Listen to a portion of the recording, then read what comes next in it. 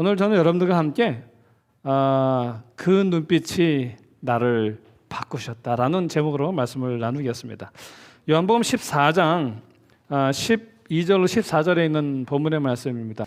내가 진실로 진실로 너희에게 이르노니 나를 믿는 자는 나의 하는 일을 저도 할 것이요 또한 이보다 큰 것도 하리니 이는 내가 아버지께로 감이라. 너희가 내 이름으로 무엇을 구하든지 내가 시행하리니 이는 아버지로 하여금 아들을 인하여 영광을 얻으시게 하려 함이라. 내 이름으로 무엇이든지 내게 구하면 내가 시행하리라. 그날 밤은 무거운 밤이었습니다. 예수님이 말씀하시길 당신은 떠나신다고 하시고 베드로는 예수님을 3번 부인할 것이라고 또 말씀하시고 뿐만 아니라 제자들은 다 흩어질 것이라고 말씀을 하셨기 때문입니다. 우리가 잘 아는 것처럼 요한복음 13장에서 17장은요 예수님의 마지막 유언과도 같은 장이에요. 그런데 그 자리에서 예수님이 이렇게 말씀하시는 거예요. 뭐라고 말씀하시냐면 나를 믿는 자는 나의 하는 일을 저도 할 것이요 또한 이보다 큰 것도 하리니. 여러분들은 이 예수님 말씀이 위로로 들리십니까? 아니면 부담으로 들리십니까? 나를 믿는 자는 나의 하는 일을 저도 할 것이요 또한 이보다 큰 것도 하리니. 어때요? 느낌이 느껴요? 부담으로 느껴요? 지금 정답은 위로라고 말씀하셔야 돼요. 정답이라고 말씀하셔야 됩니다.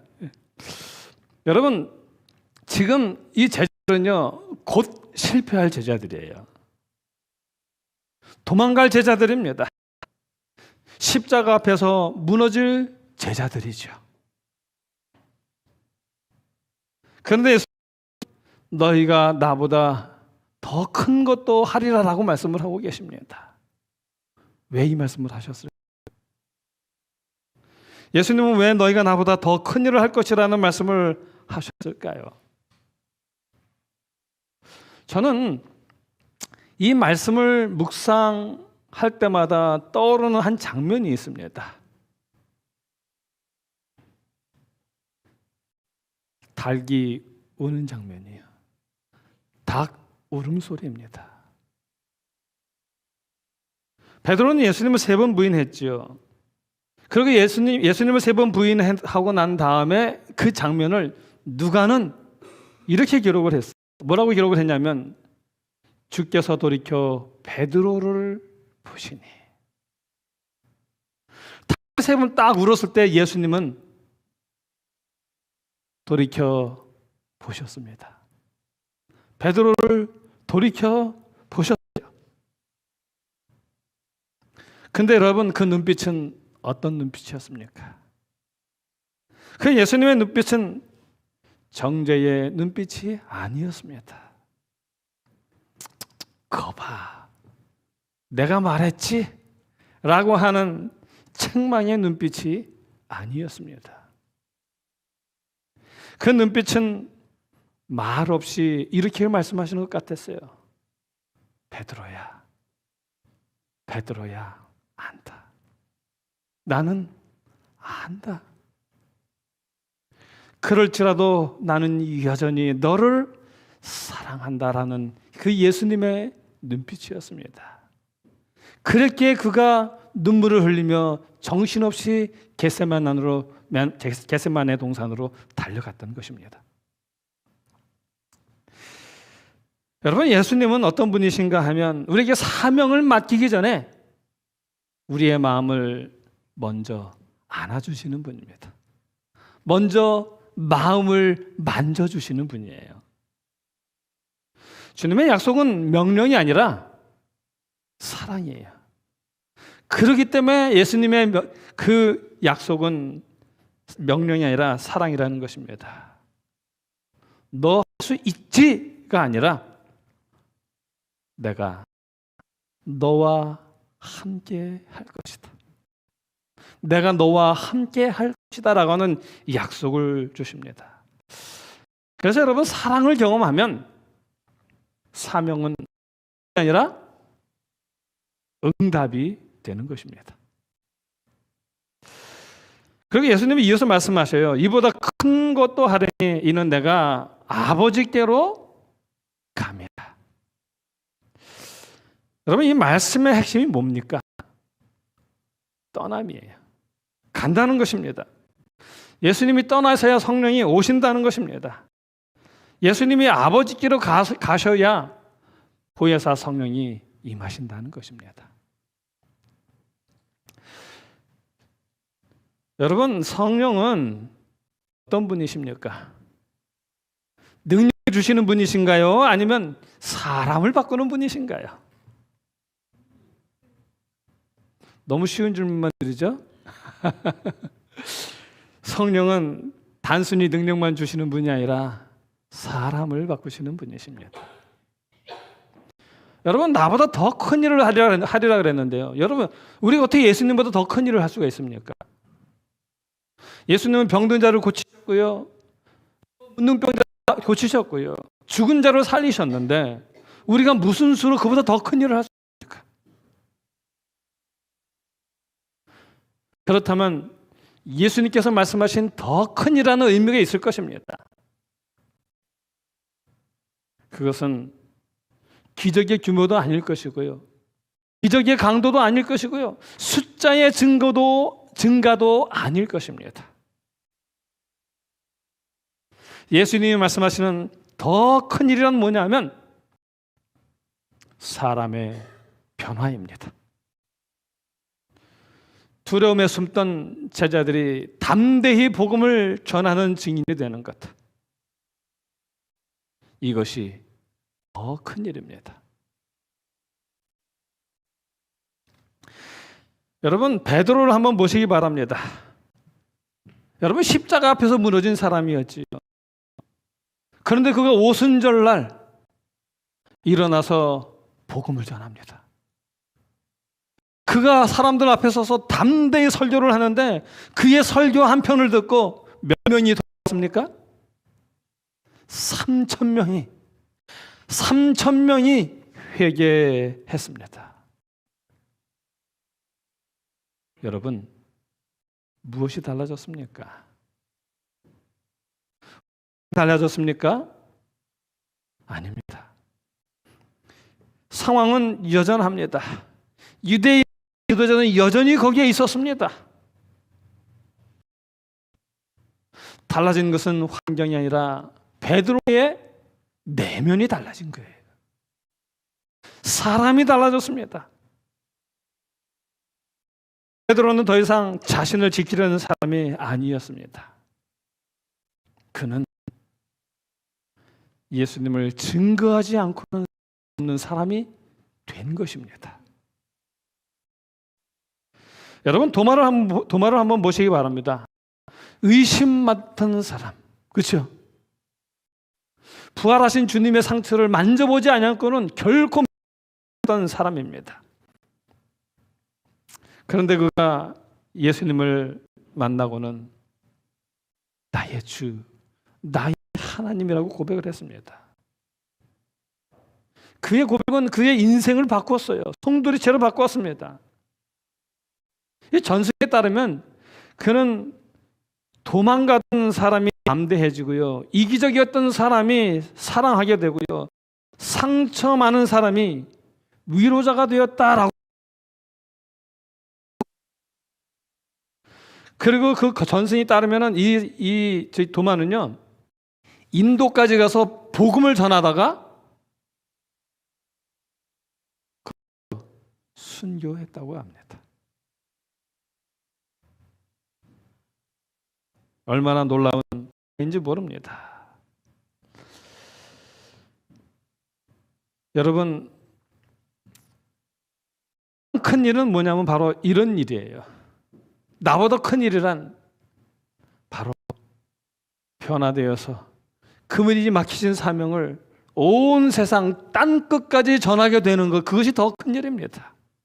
예수님은 이 땅에 오실 때에 인간으로 오셨어요.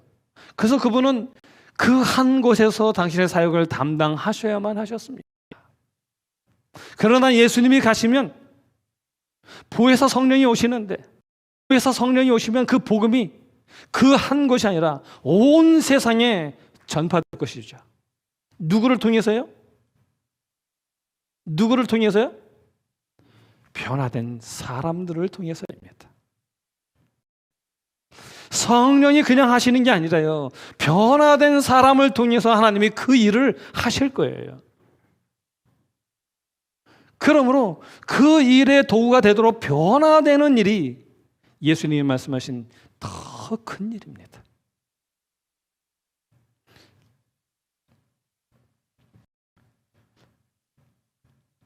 여러분, 요한에 대해서 한번 보실래요? 요한은 어떤 사람이었습니까? 이 사람의 별명은 우레의 아들이었어요.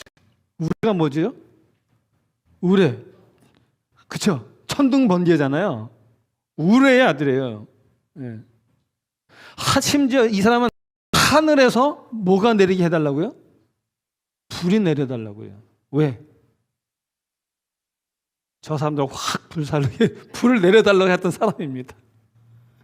그런데 그랬던 요한이 어떻게 됐어요? 그 누구보다도 사랑을 가장 많이 언급하는 사람이 되었습니다. 불 같던 사람이 사랑의 전도사가 되었던 것입니다. 정말 담대해지는 것, 사랑하게 되는 것, 위로자가 되는 것, 이것만큼 더 큰 일은 없는 것입니다. 그리고 예수님은 이어서 이렇게 말씀하셨어요. 요한복음 14장 13절에 보면 이렇게 말씀하셔요. 너희가 내 이름으로 무엇을 구하든지 내가 시행하리라. 왜 이 말씀을 하셨을까요? 이보다 더 큰 일을 하리라라고 이미 말씀을 하셨는데 왜 또다시 예수님은 구하라라고 말씀을 하셨을까요? 이유가 있습니다.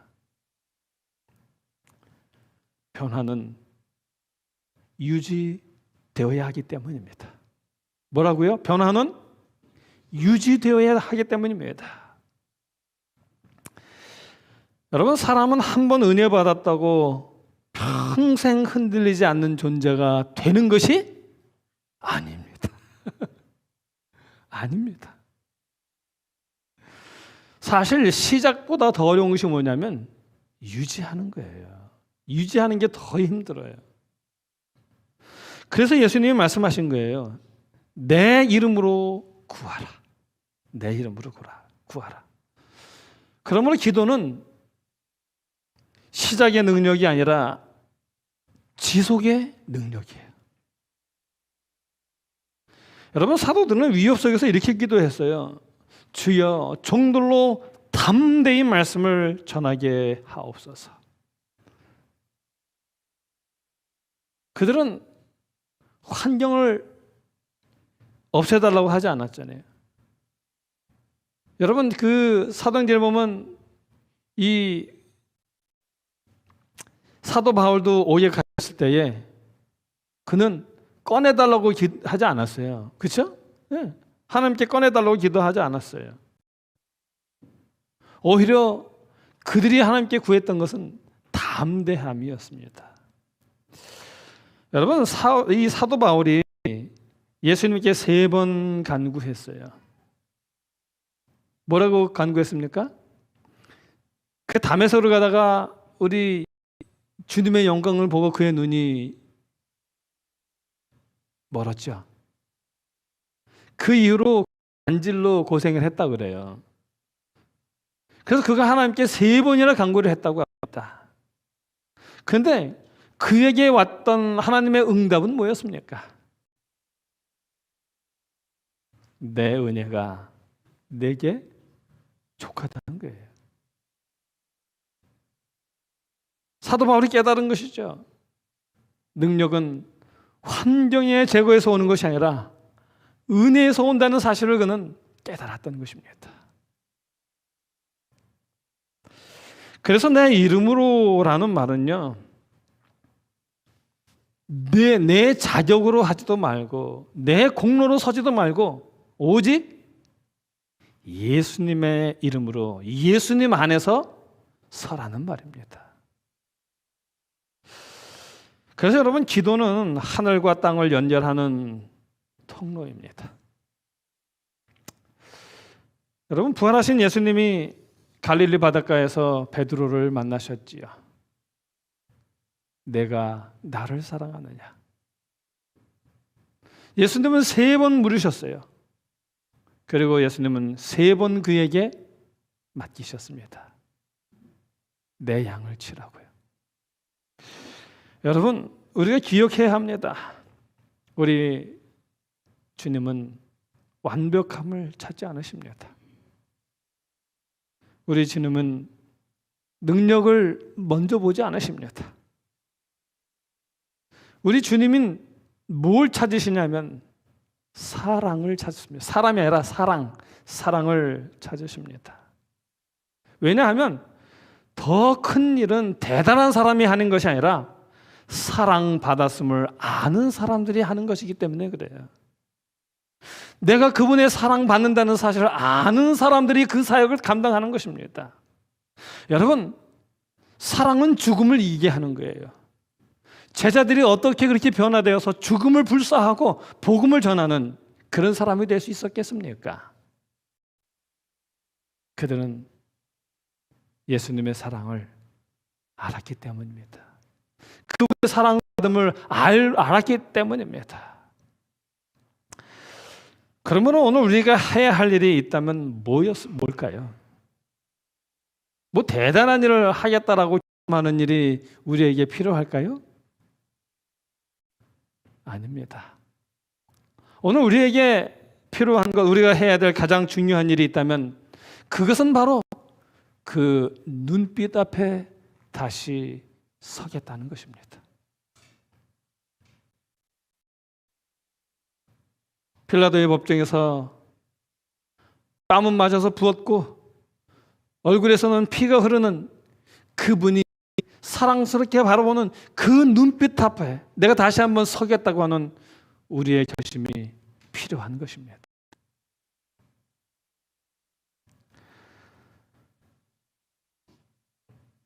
주님, 저는 부족합니다.